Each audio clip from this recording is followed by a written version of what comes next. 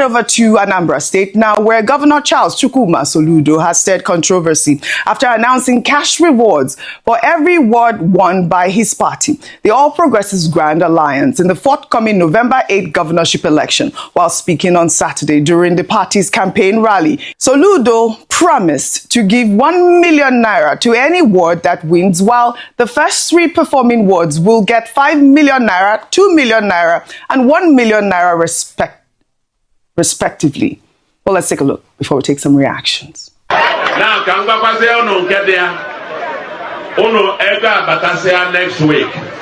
Another prize. November 8th. November 8th. Another challenge. Another challenge. Another challenge. No room in ward up on a win. On a win and a ward on another 1 million again. Man, no room in ward up first, they want 5 million. Ward up second, they want 3 million. Ward up third, they want 2 million. After November 8th, can the ward up first get that?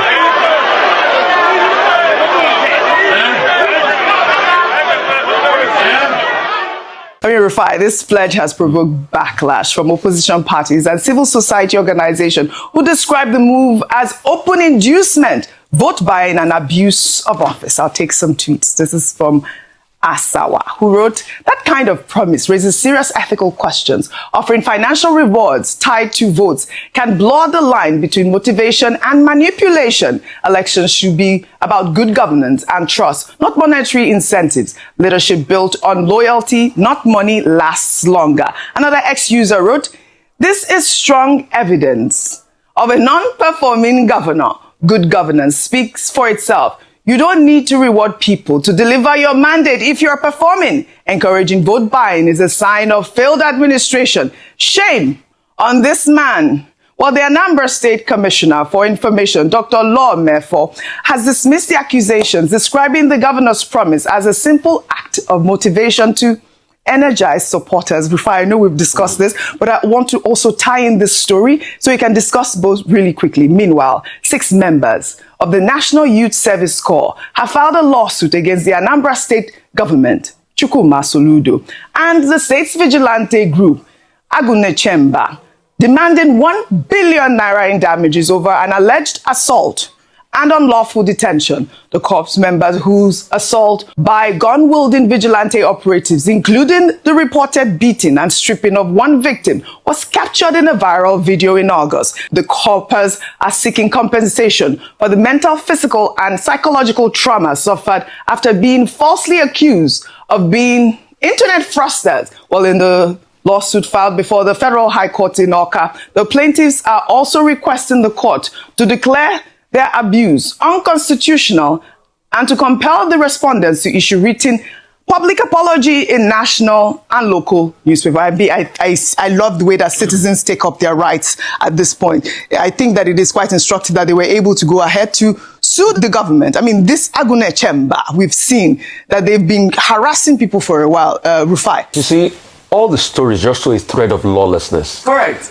It is only in a lawless country that there's going to be a court order and they will still go ahead and hurt people and do demolition in the night. But in the same country, the police now expects everybody to respect their court order of protest. You can see the lawlessness and the hypocrisy. It is also part of the lawlessness that makes a professor be announcing monetary inducement for votes. During a rally. During a rally, leading up to an election. This is the same professor that said he will turn the place into Dubai. If he has truly turned the place into Dubai, all he should just say to the electorate is, "I remember I've turned this place into Dubai, vote for me." But because clearly the place has not been turned into Dubai, what has it been turned to? It has been turned into a beating parlor when NYSC members are being beaten due to Agunechemba activity, and now they are being taken to court. So it's a cacophony of lawlessness. But the funny thing is that this government now think that they will not enforce the law. Agunechemba means the lion that protects the community. Yes. Maybe they have to do something about that name. because I don't see how lions can protect a community. All right, very well. And these lions in Anambra, they are now devouring the community. We've heard so many stories about it's a problem them, really, about even the nomenclature of the Agunechemba. Well, all right. We'll head